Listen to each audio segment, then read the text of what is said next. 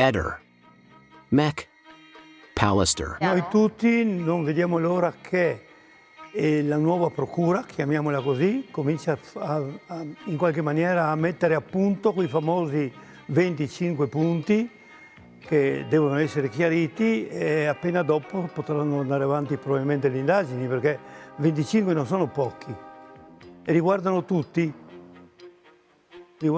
noi.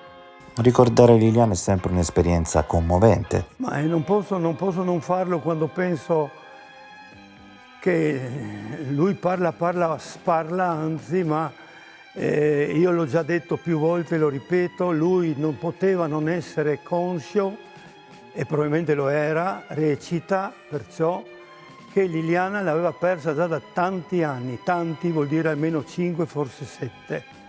Io non vado oltre con le spiegazioni. Io e Liliana ci conoscevamo da 42 anni allora, ecco, ci siamo conosciuti nel 79 e io ho dichiarato il giorno 15 alle 9 di mattina che sono andato in questura a fare la mia prima deposizione volontaria, ho dichiarato, e lo dico tuttora, che in 42 anni noi non ci siamo mai persi di vista. Dopodiché ognuno faccia le sue congetture, nel senso che non perderti di vista vuol dire almeno una volta all'anno o due farti gli auguri di buon Natale, di buon anno, del compleanno, eccetera, ed era il minimo garantito. Subito dopo voleva dire anche trovarsi a prendere un caffè, per esempio, eccetera. Tutto mi manca, purtroppo.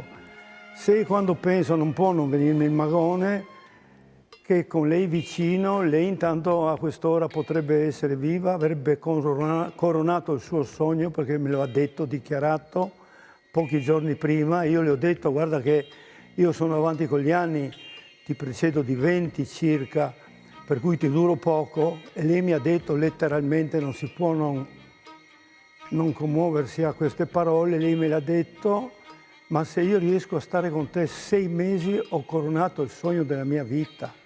Queste sono parole sue, le ho già dette più di una volta. E voleva dire averla qui, accanto, per dire.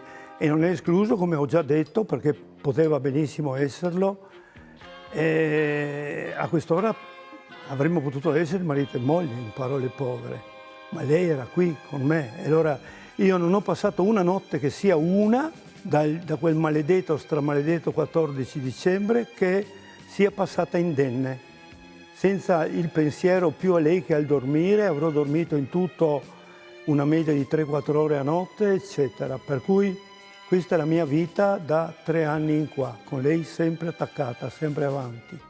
Sebastiano, il tuo egregio studio o laboratorio di via Donadoni è sempre stato un mistero, ha fatto sempre molto discutere. Ma guarda, discutere, qua è la mia vita, sono passati 6 anni. Io vengo ogni giorno a bere il caffè con i soliti amici, prendere il pane che piace a me, essere trattato da amico, servito in maniera giusta. E qua ci troviamo, tu sei passato prima e hai visto che ero con delle persone che stavano parlando. Eppure tutta Italia ormai ce l'ha con te. Contro tutti in che senso? Io sono solo, io sono il marito, io vado avanti per la mia strada e non ho niente da nascondere a nessuno. Io non ho niente a che fare con quello che è successo a Liliana, questo voglio ribadire. Io non ho niente contro la banda degli onesti, non ho niente io contro. Dico sinceramente, io sono venuto qua per un saluto, non per discutere su queste cose qua, che comunque io devo rispondere alla procura, non devo rispondere a... Diciamo che tutti questi video sono a disposizione della procura, di conseguenza saranno loro che eventualmente mi chiederanno se avranno bisogno di avere qualche risposta. Qualcuno sostiene che il film Viaggio al centro della Terra parta dal tuo egregio studio laboratorio di via Donadoni. Ci puoi spiegare come si sviluppano i meandri di questo posto? Ci puoi parlare di queste mitologiche intercapedini? Allora, all'interno di questo magazzino c'è la prima parte dove poi c'è una porticina, una parte di 1,5 metri così. Poi c'è la parte interna dove io tenevo le scatole, i tavoli, le cose, e poi c'è la parte finale Dove scorreva il magma?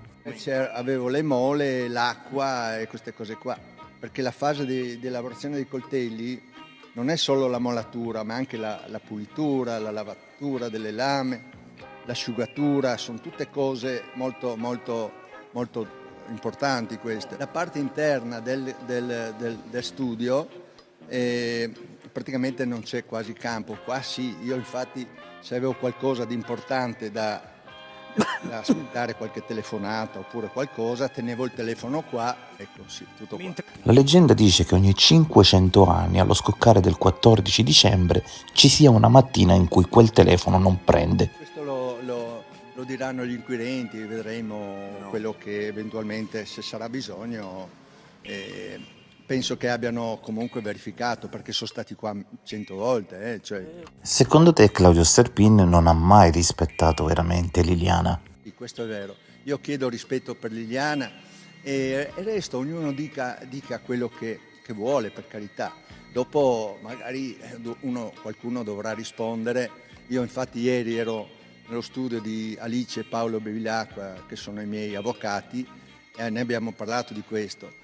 E indubbiamente tutto quello che viene detto adesso nelle varie televisioni viene registrato. Vedremo se sarà il caso di rispondere a tutte queste cose. Giustamente, visto che sei stato rinviato a giudizio per diffamazione aggravata ai danni di Gabriella, stai pensando di fare lo stesso con qualcuno che ha fatto la stessa cosa contro di te? Certo, lo dico. Io ho parlato col mio medico legale che mi è consulente, il dottor Barisani, che è generale Garofano, che ci vediamo quasi ogni settimana. Mi hanno detto che appunto ci sono queste novità, adesso vedremo. Io spero che possano dare ulteriori informazioni. E c'è una frattura alla vertebra. Il generale mi ha detto che è una mini frattura di 1 millimetro. E adesso non so se è una cosa recente. Liliana di recente era finita a terra forse con la bici? Ma questo non lo so, io con me no, io non ho mai visto questo. Niente, vi devo salutare, scusatemi, Ecco, purtroppo... Lui sta continuando praticamente a suggerire questo suicidio e soprattutto quando ha detto non è un'aggressione. Fa intendere che praticamente non è un'aggressione. Quello che io mi chiedo onestamente, allora, il signor Claudio qui, che praticamente io ho conosciuto un paio di giorni dopo e dalle sue racconti, le sue spiegazioni, poi successivamente li ha ampliati, io gli credo ciecamente alla relazione con Liliana, mi fa pensare che se lui giustamente dice Claudio mitomane, non esiste nessuna possibilità di relazione fra loro due, allora Topolini, simbiosi con il marito, 32 anni felici insieme, mette un bel post all'inizio, nei primi giorni, 32 anni insieme perché te ne sei andata. Vabbè, boh. Dopodiché, allora la relazione non esiste, non è un'aggressione, quindi cos'è? Perché Liliana ha queste tumefazioni, che comunque quelle risultano già dalla prima autopsia? Adesso è il marito che quasi ma sì, una piccola fratturetta, insomma, ma vuole la verità o non vuole la verità per la moglie? Perché lui continua a dichiararsi, e può essere che lo sia, può essere che non lo sia, questo io non lo posso sapere, però quello che non comprendo, come mai un marito, davanti a tanti scempi che ci sono stati, anche davanti al tribunale quando tutti noi siamo andati per cercare di fermare la chiusura alle indagini, lui era nel baretto di fronte che ci guardava noi sotto la pioggia. Questa è la verità, non sono gossip che io voglio fare su Sebastiano. Tutte le sue contraddizioni, perché? Perché le fa? Giustamente lui dice, io non ho torto un capello a mia moglie. Ma perché se tu amavi tua moglie, a parte il fatto che lui si impunta sulla telefonata di Claudio, che può essere un giusto motivo, perché non dice lui che lui è l'ultimo che vede sua moglie? Ha discusso, non ha discusso, anzi viene a dirci a tutti quanti in TV che la notte la moglie piangeva come un vitello. Lui piangeva per 6 mesi e dopo, a parte tutto, già quella settimana faceva saune, traslochi, andava in giro. Guardi che io ho tanti chat con lui che gli scrivo: come stai? Dove sei? E mai risposto. Dov'era Sebastiano? Lui deve chiedere scusa, non a noi, non a nessuno, a sua moglie, perché lui, ripeto, non ha fatto nulla per cercare la verità su sua moglie. Adesso dice non è un'aggressione, ma porca miseria, vedi questa con l'occhio nero, hanno mostrato le immagini, lui ha visto le immagini del ritrovamento, lui ha visto quel foglio in fotocopia hanno fatto il riconoscimento, hanno ucciso proprio negli stessi giorni un ragazzo 18enne accoltellato. I familiari hanno visto il riconoscimento con il corpo. Perché Liliana non è stata fatta riconoscere come tutte le persone? Perché hanno preso questi familiari, logicamente tu non sei preparato. Tu sei preparato per andare in obitorio, anzi mi hanno detto ci tenevamo per mano per cercare la forza di vedere Liliana, perché non sei preparato a trovare tua cugina, tua sorella cadavere, parliamoci chiaro. Liliana è stata trovata in 2 sacchi di immondizia, non lo tollero, perché lui che ama sua moglie, perché dice te ne sei andata? Ciò vuol dire che sai che voleva andarsene sta donna, i soldi nel cassetto che gli lascia per le piccole, per pagare le bollette, perché doveva lasciarli? Aveva il rotolone, perché lui al 21 dice, c'è un pescatore, un pescivendolo, il pescatore gli chiede ma come vanno le cose e lui risponde, Lilli se n'è andata da 1 settimana, la socia del pescivendolo dice ma non era scomparsa, io ho letto della scomparsa, allora in tante ammissioni lui dice grazie Lilli che sei lassù. Ma porca miseria, come posso dire in televisione grazie Lilli che sei lassù? Lei capisce noi che soffriamo tutti quanti per Liliana, sta famosa banda degli onesti, e sento da un marito che mi dice grazie Lilli che sei lassù. Ma come posso sopportare io? Come posso sopportare delle contraddizioni, delle dichiarazioni di un marito che dice eravamo con le topoline in simbiosi? Non è possibile accettare. Ripeto, nessuno dice che è lui che ha fatto qualche cosa a Liliana, però lui dal primo momento, e glielo proprio dico chiaro, quando ho conosciuto Claudio, le ripeto, mi ha dato degli dati, delle cose che ho potuto credergli ciecamente, quanto il 14 dicembre, quel pomeriggio che noi siamo entrati in casa, dopo essere stati chiamati da Sebastiano perché era preoccupato, lui lo dice anche a Sit, perché lui dice cosa siete venuti a fare. E io invece ti dico, perché non sei andato subito a denunciare? Davanti al procuratore capo dice, io non sarei venuto quella sera, probabilmente domani, ma tu dici che non viene mai tardi nel pomeriggio, non viene sempre a casa. Poi soprattutto una cosa che mi ha colpito, che qua anche lui non c'entra, che i tabulati di Liliana non ha telefonate con sconosciuti. Ha praticamente le 4 telefonate, tra cui, dico per dire, il 90% sono messaggi e telefonate con Claudio Sterpin. Vuole rinnegare questo? Ma perché lo vuole rinnegare? Scusi che mi chiedo, ma 2 i moventi sono, quindi può essere passionale, può essere economico. Perché se giustamente lui dice Liliana amava la vita, allora chi l'ha uccisa? Secondo Sebastiano, quindi, i vostri spostamenti, Claudio, non sono mai stati controllati a dovere. No, in realtà ci sono stati perché la questura, cioè gli inquirenti, come vengono chiamati, sono andati perfino a casa di mia figlia a cercare non si sa che cosa e della mia ex moglie. Siamo divorziati dall'87 e sono andati a suonare solamente perché avevamo preso quell'appartamento in comproprietà. Io non ho mai tanto, andavano le figlie. Sì, scusi, uno che ha 3000 contraddizioni, e le dirò di più riguardo alla GoPro. Lui consegna appena il 14 gennaio i video. Al ritrovamento del corpo, lui dice io che ho visto tanti suicidi, mentre che il giornalista gli dice, testuali parole, abbiamo trovato un corpo in 2 sacchi di immondizia, sacchi neri, si pensa a qualche cosa di violento. E lui risponde testuali parole: io che ho visto tanti suicidi. Ma come fai a vedere suicidi se non hai manco visto il corpo? E il giornalista non gli dice guarda è stato un suicidio, un omicidio, gli dice qualcosa di violento. Quindi lo dice lui di suicidio, mi scusi, e oggi lo fa intendere perché lui dice non è un'aggressione. Quindi cosa rimane? Cioè... Il killer potrebbe essere un sicario? Di qualcuno penso che assolutamente sì. L'unica cosa, come ho spiegato ieri sera, per quanto penso io, se c'erano tutti questi soldi in casa, qualcuno avrebbe potuto fare del male a Lilli per questa storia dei soldi, visto che molte persone pensano che Liliana avesse dei giri loschi? Claudio, ti risulta che a casa Visintin girassero un sacco di soldi? Mi risulta che non avevano problemi di soldi liquidi in casa perché me lo ha detto lei.